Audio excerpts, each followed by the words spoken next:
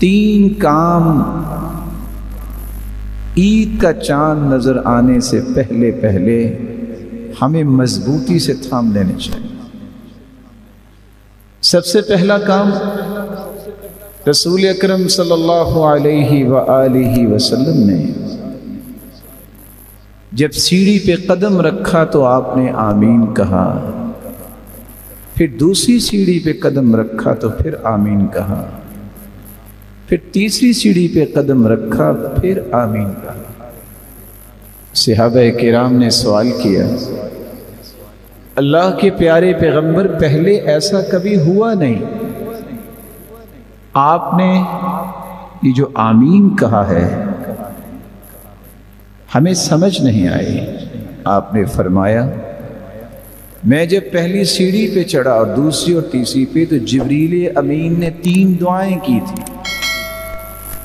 ایک دعا یہ تھی، اے اللہ جس کی زندگی میں رمضان المبارک کا مہینہ آ جائے اور پھر وہ اپنے گناہوں کی معافی نہیں لے سکا، اپنے گناہوں کو معاف نہیں کروا سکا، وہ گہرا جہنم میں جا گیا، تو میں نے آمین کہہ دی۔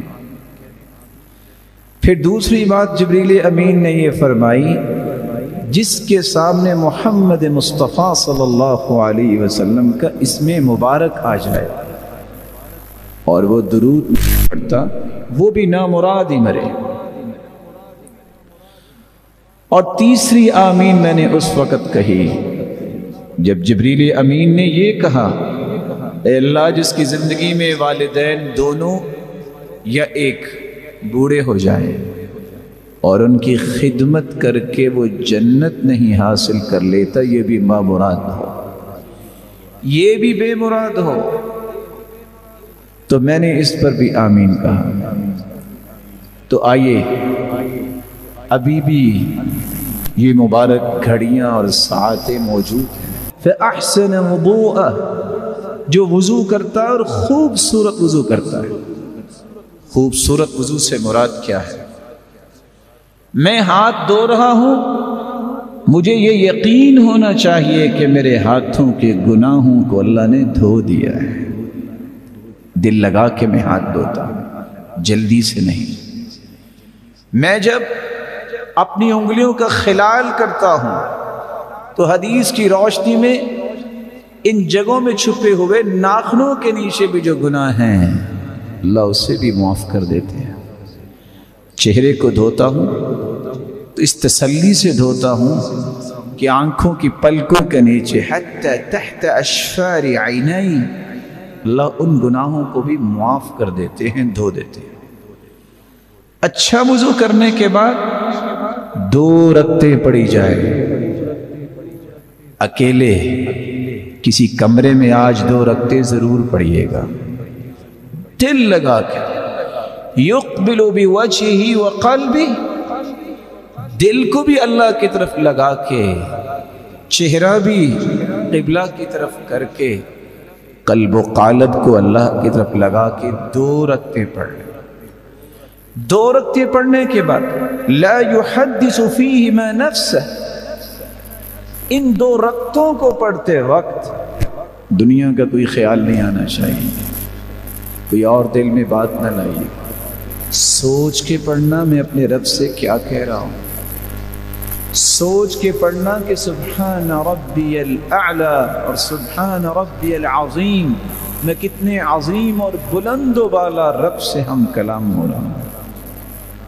2 رکعتیں جو ایسا پڑھ لیتا ہے، اللہ کے رسول صلی اللہ علیہ وآلہ وسلم نے 2 خوشخبریاں دی ہیں۔ 2 رکعتیں پڑھنے کے بعد ہاتھ اٹھائیے گا، سب سے پہلے اللہ کی تعریف کیجئے گا، پھر درود پڑھیے گا، پھر دل لگا کے اللہ سے دعا کیجئے گا، اور 2 مرتبہ یہ کلمات کہنا نہ بھولیے گا، رب اغفر لی، رب اغفر لی، جو اتنے الفاظ کہہ دیتا ہے اللہ کھربوں فرشتوں کو گواہ بناتے ہیں علم عبدی ان لہ ربا یغفر الذنوب، میرے فرشتوں گواہ رہنا، آج میرے بندے کو پتہ چل گیا ہے اس کا کوئی رب ہے جو معاف کرنے والا ہے۔ عبدی اعمل ما شئت فقد غفر لک، میرے بندے تو آ گیا، تو نے آج تک جتنے بھی گناہ کیے میں نے تجھے معاف کر دیے، فرشتوں گواہ بن جانا۔ اور دوسری روایت کے الفاظ ہے جو اس طرح کی 2 رکعتیں پڑھ لیتا ہے وجبت لہ الجنہ، اللہ اس کے لیے جنت کو واجب کر دیتے۔